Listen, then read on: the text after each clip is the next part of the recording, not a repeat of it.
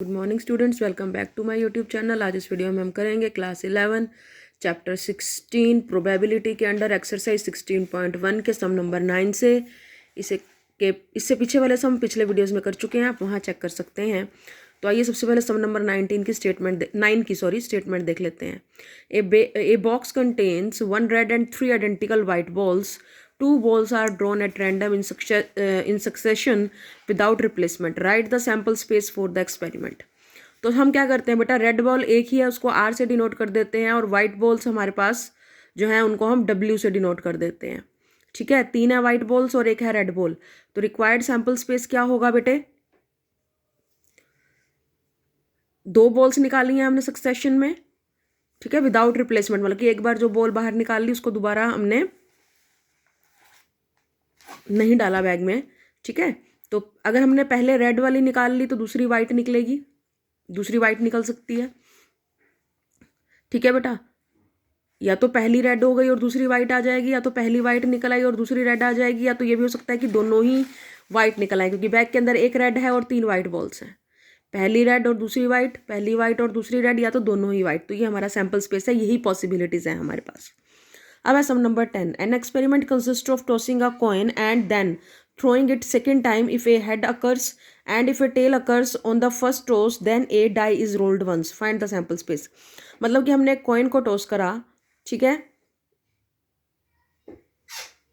अगर तो हेड आता है तो हम दोबारा से कॉइन को टॉस करते हैं, और अगर टेल आता है तो हम एक डाई को थ्रो करते हैं। हमें पता है बेटा कॉइन के 2 फेसेस होते हैं, हेड और टेल, और डाई के 6 फेसेस होते हैं जिनके ऊपर 1 2 3 4 5 6 अलग अलग फेसेस के ऊपर लिखा होता है। तो सैंपल स्पेस क्या होएगा बेटा? अगर तो हमारा हेड आया तो हमने दोबारा डाई को फेंका, दोबारा फेंकने में भी या तो हेड आएगा या टेल आएगा। तो हेड, पहली बार हेड आया, फिर हमने डाई को फेंका तो हेड आ सकता है और फिर टेल भी आ सकता है। तो हेड हेड और हेड टेल। अगर टेल आई तो हमने डाई को फेंका तो टेल के साथ 1 आ सकता है, टेल के साथ 2, टेल के साथ 3, टेल के साथ 4, टेल के साथ 5 या टेल के साथ 6। ये सारी पॉसिबिलिटीज हैं हमारे पास। अब है बेटा सम नंबर 12 की statement. A coin is tossed if outcome is head and then a die is thrown. If die shows up an even number then again the die is thrown again. What is the sample space for experiment? अब वो क्या कहता है, coin को हमने toast किया, अगर तो हमारा हेड आता है तो हमने डाई को फेंका है, टेल आता है तो हमने कुछ नहीं किया, तो टेल आने पे सिंगल टेल ही रहेगा।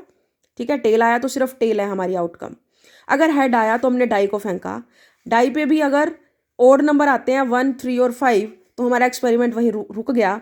लेकिन अगर इवन नंबर आते हैं तो हमने फिर से डाई को फेंका। इवन नंबर में अगर 2 आता है फिर से डाई को फेंकेंगे तो तीसरी बार में 1 2 3 4 5 6 कुछ भी आ सकता है।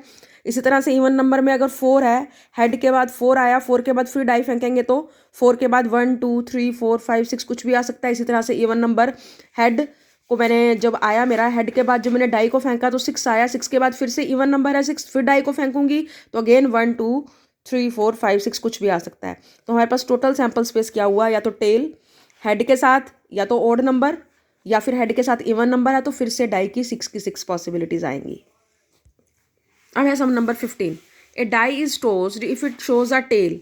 We draw a ball from a box which contains 2 red and 3 black balls. If it shows a head, we throw a die. Find sample space for this experiment. बेटा 2 रेड बॉल्स हैं, 3 ब्लैक बॉल्स हैं। 2 red balls को मैं R1 और R2 से show कर देती हूँ, 3 ब्लैक बॉल्स को मैं B1 B2 B3 से शो कर देती हूँ। क्या एक्सपेरिमेंट है बेटा? टेल आती है तो मैं बॉल निकालूंगी, ठीक है, और हेड आता है तो मैं डाई को फेंकूंगी। पहले तो सपोज करो टेल आई तो मैं बैग में से जो बॉल निकाल रही हूँ तो वो रेड 1 और पहले वाली रेड या दूसरे वाली रेड आ सकती है, R1 R2 आ सकती है, या B1 B2 B3 ब्लैक में से कोई भी, तीनों में से कोई भी आ सकती है। ये तो टेल के साथ की पॉसिबिलिटीज थी। अगर हेड आया तो मैंने डाई को फेंका, डाई के ऊपर 1 2 3 4 5 6 कुछ भी आ सकता है, तो हेड के साथ 1, हेड के साथ 2, हेड 3, हेड 4, हेड 5, या हेड के साथ डाई के ऊपर 6 भी आ सकता है। तो ये हमारा सैंपल स्पेस हुआ।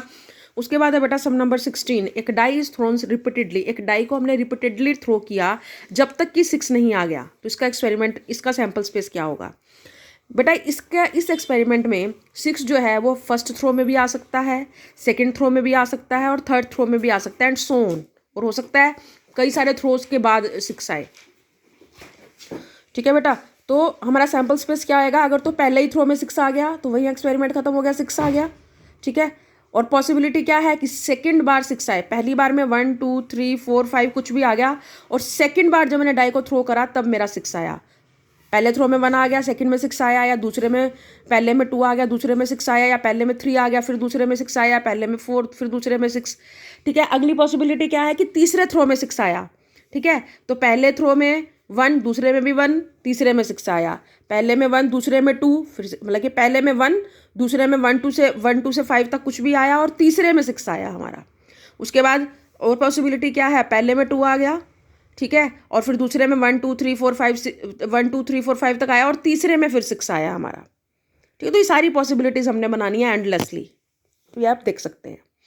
Thank you, have a nice day. Please इसको अच्छे से कीजिए। यहाँ पर हमारी एक्सरसाइज कंप्लीट हो जाती है 16.1।